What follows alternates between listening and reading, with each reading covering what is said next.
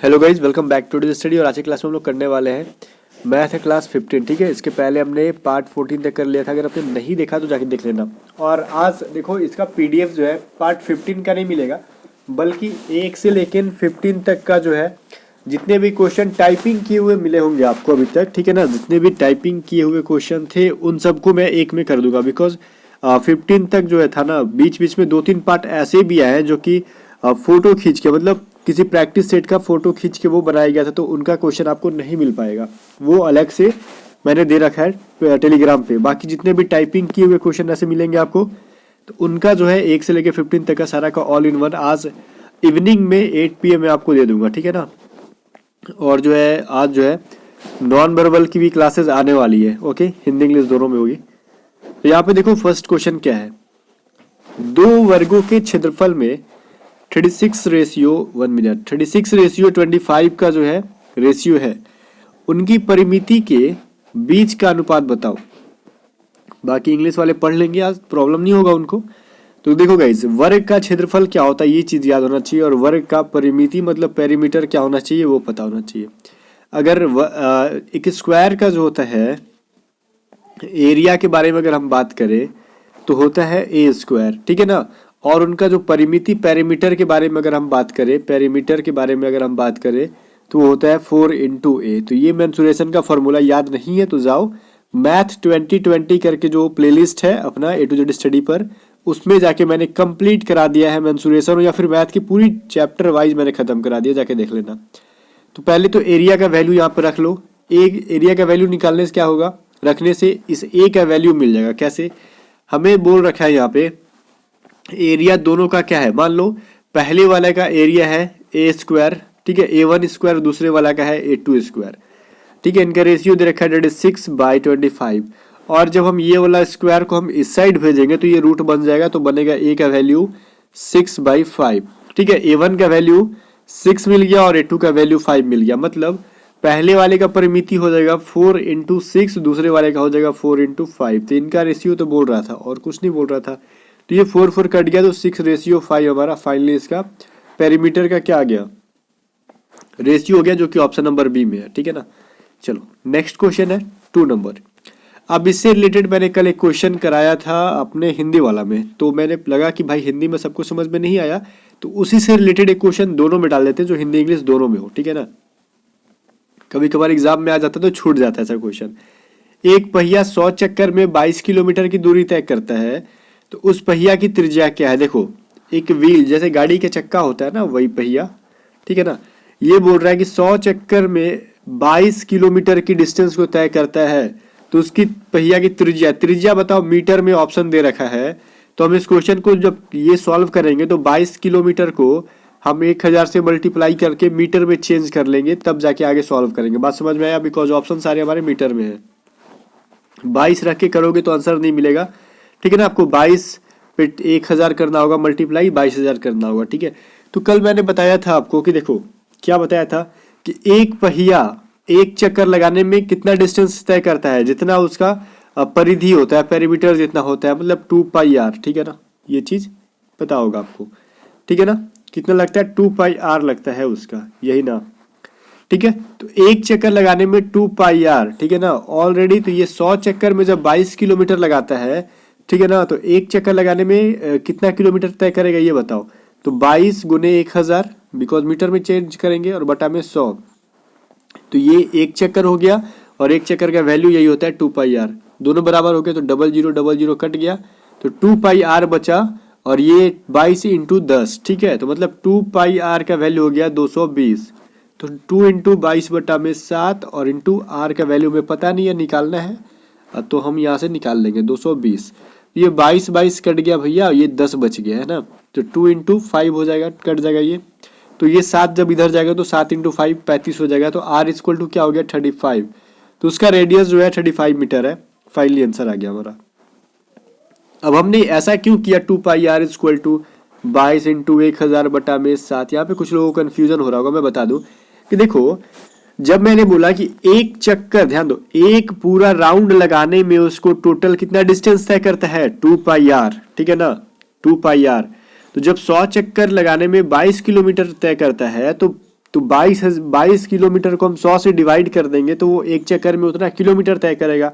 But हम 1000 से multiply किए इसलिए क्योंकि हमें किलोमीटर में नहीं मीटर में आंसर लाना है ना, ऑप्शन मीटर में। तो हम तो 22 में 1000 कर देंगे मल्टीप्लाई तो वो मीटर में चेंज हो जाएगा। क्वेश्चन नंबर 3 बोल रहे हैं ए तथा बी एक साथ किसी काम को 40 दिन में करते हैं, बी तथा सी उस काम को 36 डेज में करते हैं। ओके, तो तीनों मिल के इस काम को 24 दिन में कर लेते हैं, तो बी अकेला इस काम को कितने दिन में कर लेगा?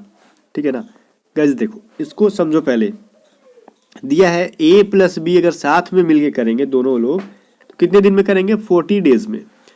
फिर बी प्लस सी इसको एक साथ मिलकर कर लेंगे 36 डेज में कर लेंगे। ओके ना, और ए बी सी तीनों मिलके करेंगे इसको तो कितना डेज लगाते हैं भाई? वो 24 डेज लगाते हैं भाई। ठीक है ना, तीनों मिलके। तो पूछ रहा है कि बी अकेला कितने करेगा, कितने दिन में करेगा? ठीक है ना, तो देखो ए बी सी में बी का वैल्यू पूछ रहा है। ओके, तो ए प्लस सी बचेगा ना, बी को अगर छोड़ दे तो ए प्लस सी का वैल्यू कहीं नहीं है, बट बी प्लस सी का वैल्यू यहाँ पे दे रखा है 36 डेज। ठीक है, तो ये बी प्लस सी मिलके 36 डेज में करता है, तो यहाँ से ए का वैल्यू मिल जाएगा। और फिर ए जितने डेज में करता है तो ए का वैल्यू यहाँ रख देंगे और 40 में उसका वैल्यू माइनस कर देंगे तो बी का में मिल जाएगा। लेकिन गाइज यहाँ पे डेज को क्या होता है ना, हम लोग सिंपली ऐसे नहीं कर सकते बी सी का वैल्यू रख के 24 में 36 घटा देंगे, ऐसा नहीं कर सकते। बिकॉज डेज को हम लोग 1 बाई करके लिखते हैं ना, 1/36। ठीक है, 1/24 माइनस 1/36 ऐसे करते हैं। तो जब देखो यहाँ पे हम ए बी सी में बी का वैल्यू रखेंगे तो क्या हो जाएगा? ए प्लस 1/36 इक्वल टू 1/24, यही होगा ना। तो अब इसको इस साइड भेजोगे तो ए बराबर क्या हो जाएगा? 1/24 माइनस 1/36। बात बराबर आया समझ में? देखो ए प्लस बी प्लस सी बराबर क्या दे रखा है यहाँ पे? 24 डेज। ठीक है ना, तो ए प्लस बी में बी प्लस सी का वैल्यू दे रखा है आपका 1/36 इक्वल टू, और तीनों मिल के काम करते हैं 24। ये क्या है? बी प्लस सी का वैल्यू है। ठीक है ना, ए बी सी, तभी तो 24 दिन है ना। तो इसको क्या करेंगे हम? ए बराबर लिख सकते हो आप 1/24 माइनस 1/36।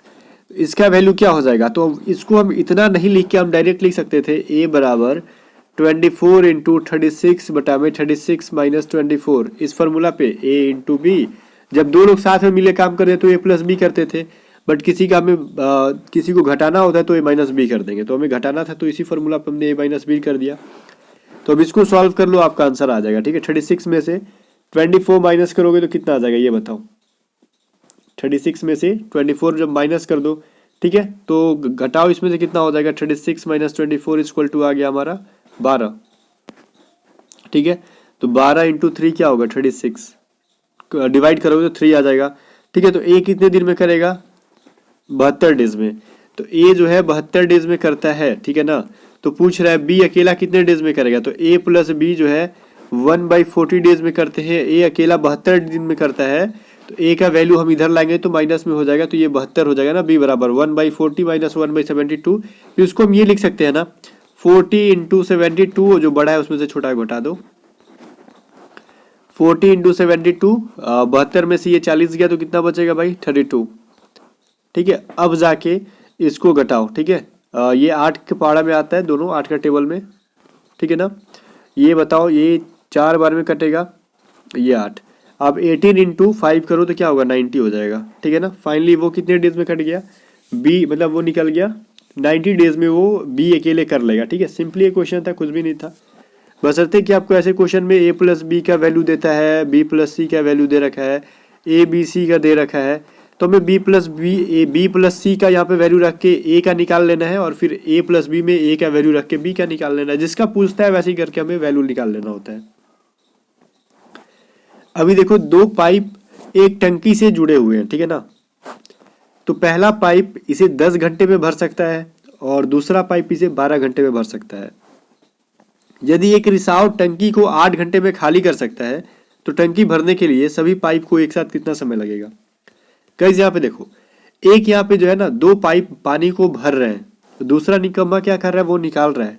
ठीक है ना, मतलब एक पहला जो है 10 घंटे में भरता है, दूसरा 12 घंटे में भरता है, तीसरा जो है इसको काम धाम नहीं है, ये पानी निकाल रहा है यहाँ से।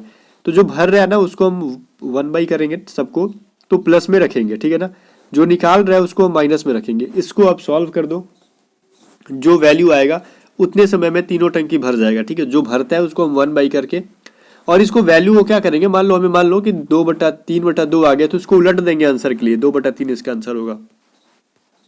ठीक है, तो चलो इस इक्वेशन को हम जरा सॉल्व भी कर ले। क्या है हमारा 1/10 प्लस 1/12 माइनस 1/8, इन सब का एलसीएम ले लो तो क्या आएगा 120। अब जब इसको हम सॉल्व करेंगे 12 + 10 माइनस 15, माइनस है 15, ये क्या हो जाएगा भाई 22 हो गया, 22 में से 15 गया तो क्या हो जाएगा 7, 7/120, तो उल्टा कर दो इसको 120/7, फाइनली आंसर हो गया हमारा 120/7। तो ऑप्शन नंबर डी जो है राइट आंसर है। अभी देखो 120/7 घंटे में वो टंकी को फुल कर देंगे वो लोग मिलके। अभी बोल रहा है ए किसी कार्य को समाप्त करने में किसी कार्य को समाप्त करने में ए और बी को 8 दिन लगते हैं, बी और सी को एक साथ 12 दिन लगते हैं, ए और सी को 16 दिन लगते हैं। तो याद करो ए उस काम को कितने दिन में खत्म करेगा। इसका भी वही फंडा है। देखो क्या, मैं इसको जूम कम कर दे रहा हूँ, ठीक है ना। देखो ए प्लस बी दे रखा है यहाँ पे, कितने दिन गाइस, ए प्लस बी दोनों मिलके 1/8 दिन में, बी प्लस सी कम करते हैं कितने दिन में, उसको करते हैं 1/12 डेज में, और सी प्लस ए कितने दिन में करते हैं ये बताओ 1/16 डेज में। तो आज जब हम इन तीनों को जोड़ेंगे तो क्या होगा, देखो एक ए यहाँ पे है, एक यहाँ पे, 2 बार ए आ गया तो 2a है ना, 2b प्लस में 2c हो जाएगा, ठीक है ना। तो वही बात हुआ, तो 2a 2b 2c हो जाएगा, ठीक है ना। मतलब 2 को कॉमन निकाल दे तो a प्लस बी प्लस सी मिलेगा हमें, ठीक है। और यहाँ पे क्या हो जाएगा 1/8 प्लस 1/12 प्लस में 1/16 हो जाएगा, यही होगा ना। तो इसको अभी छोड़ो, यहाँ पे हम इसको पहले इस इक्वेशन को सॉल्व कर लें, 1/8 1/12 और 1/16 को। तो इनका एलसीएम क्या हो जाएगा 48 हो गया। बाकी सॉल्व कर लो तो 8 6 बार में कट जाएगा, ये 4 3, तो 13/48। लेकिन ये जो 2 है इस साइड आएगा नीचे तो मल्टीप्लाई हो जाएगा, तो 48 में मल्टीप्लाई करोगे तो क्या हो जाएगा 96 होएगा, तो 13/96। तो ए बी सी तीनों मिलके 13/96 डेज में काम करते हैं। मतलब ए प्लस बी प्लस सी मिलके 13/96 आया था हमारा, इतने डेज में काम करते हैं ना। तो इसको हम पलट देंगे तो 96/13 फाइनली दिन आएगा। लेकिन हमें अभी पलटना नहीं है, इसको उल्टा ही रखना है, क्योंकि हमें ए प्लस बी प्लस सी का वैल्यू नहीं पूछा है, तो हम 13/96 ही रखेंगे, ठीक है। तो पूछा कि इसका ए का बताओ कितने दिन में करता है, तो बी सी देखो यहाँ पे दे रखा है, तो ए को निकालने के लिए तो बी सी को घटाना होगा। तो बी सी का वैल्यू कितना दे रखा है, बी और सी एक काम को 12 दिन में करते हैं, तो 1/12 करोगे तो ए इक्वल टू क्या हो गया 1/12। यहाँ पे हम इसके जगह पे रखे तो ये इधर जाके माइनस हो जाएगा। बात समझ में आ गया।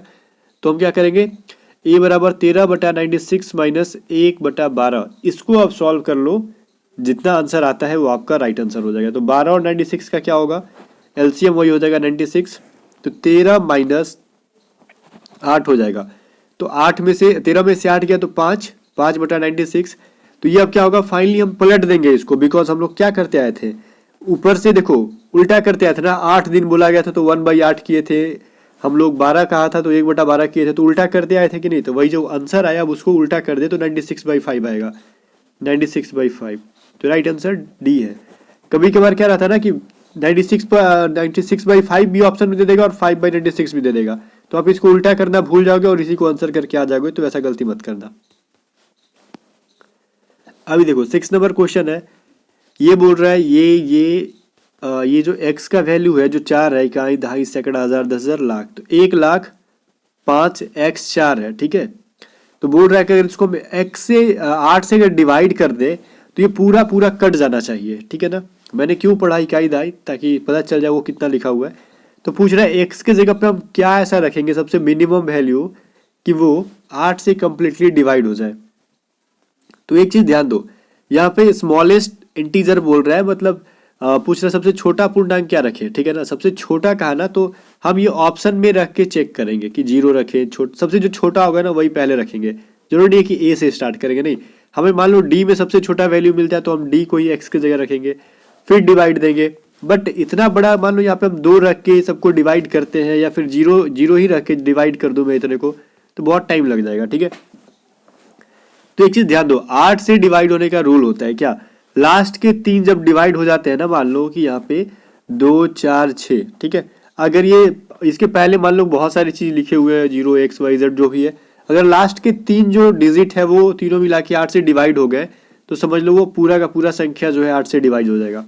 तो इसके लास्ट में क्या है 3, 5x4 है, तो अगर ये इतना डिवाइड हो गया 8 से तो मतलब 5x4 के जगह पे हमने मान लो x को पहले 0 पे ट्राई करके देखा, सबसे मिनिमम वही है, तो 504 आया। अगर ये हमें, ठीक है, कंप्लीटली कट जाए तो समझ लेना कि 8 से डिवाइड हो जाएगा। तो 8 6 48 2 3, मतलब ये 63 बार में कंप्लीटली यहाँ पे हम 0 रखते हैं तो 504 जो है 63 बार में कट जाएगा।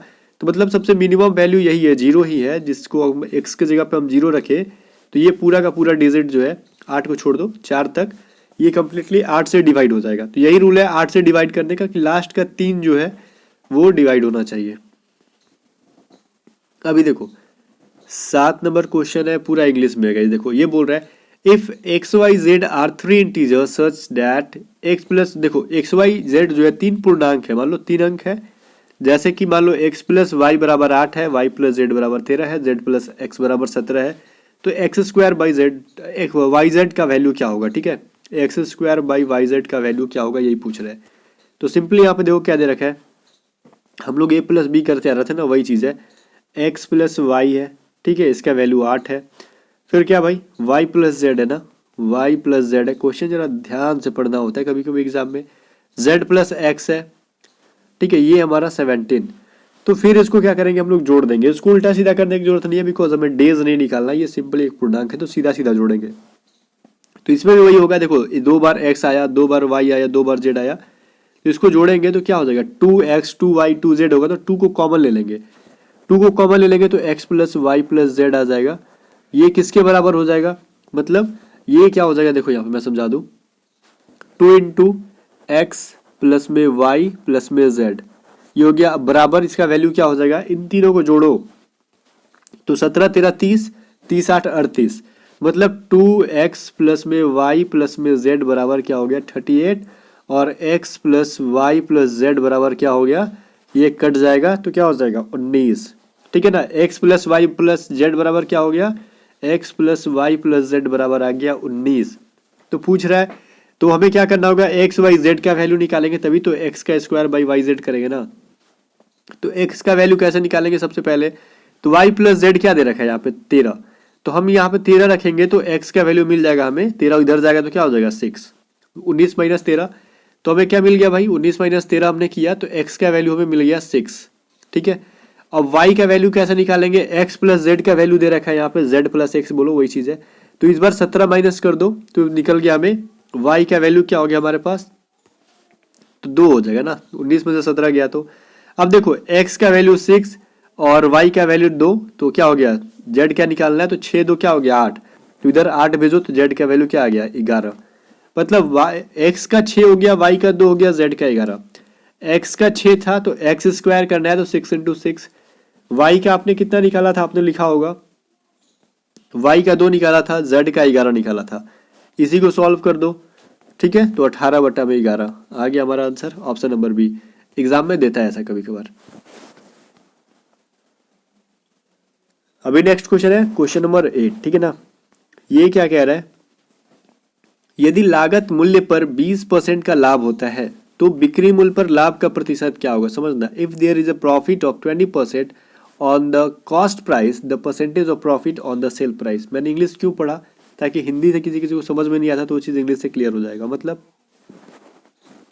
लागत मूल्य मतलब कॉस्ट प्राइस, सीपी हमारा 100 रुपए है तो उस पर हमें प्रॉफिट हो रहा है 20%, तो हमने एसपी कितना रखा, तो 100 में 20 जोड़ दो, तो विक्रय मूल्य हमने मान लो कि 100 रुपए खरीदा और 20% के प्रॉफिट में बेचा, तो 100 में 20 जोड़ दोगे तो 120 रुपया, ठीक है, आपको 120 रुपए का प्रॉफिट हो गया। तो पूछ रहा विक्रय मूल्य पर लाभ का प्रतिशत, मतलब विक्रय मूल्य पे, मतलब विक्रय मूल्य को नीचे रख दो और जितना प्रॉफिट हुआ है उसको ऊपर रख दो और इंटू 100 कर दो, ठीक है, मतलब विक्रय मूल्य पर, मतलब जिस पर बोलेगा ना उसको हम नीचे रखेंगे। तो विक्रय मूल्य 120 था, टोटल प्रॉफिट हुआ था 20 इंटू 100, अब सॉल्व कर लो तो क्या हो गया 100/6, यही हुआ ना, ये नीचे 6 बचा दो, तो 100/6 मतलब कटा दो इस बार, तो 50/3% का प्रॉफिट हुआ है हमें एसपी पे, सेलिंग प्राइस पर।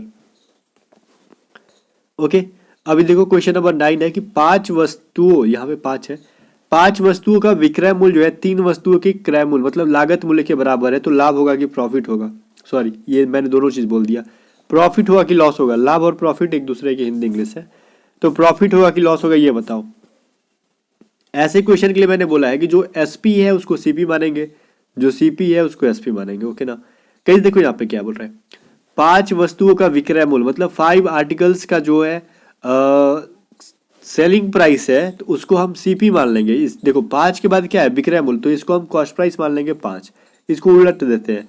और जो 3 वस्तुओं का लागत मूल्य जो क्रय मूल्य दे रखा है उसको हम एसपी मान लेते हैं 3। अब 5 रुपए में खरीदा, 3 रुपए में बेचा, तो आपको लॉस हुआ ना, कितने रुपए का? 2 रुपए का। तो लॉस परसेंटेज कैसे निकालेंगे? एसपी सीपी माइनस एसपी, तो 2 बटा में 5 माइनस 3 करोगे तो ये, और जितना रुपए में खरीदा था वो इंटू 100, ये 5 दूनी 10, तो 20 कट गया, और 20 इंटू 2 इक्वल टू 40% का आपको लॉस हो गया, यहाँ पे डी हो गया, ठीक है ना। यहाँ पे 10 नंबर क्वेश्चन क्या बोल रहे हैं, एक डबल बेड की कीमत जो है आपको 7,500 रुपये दी गई है।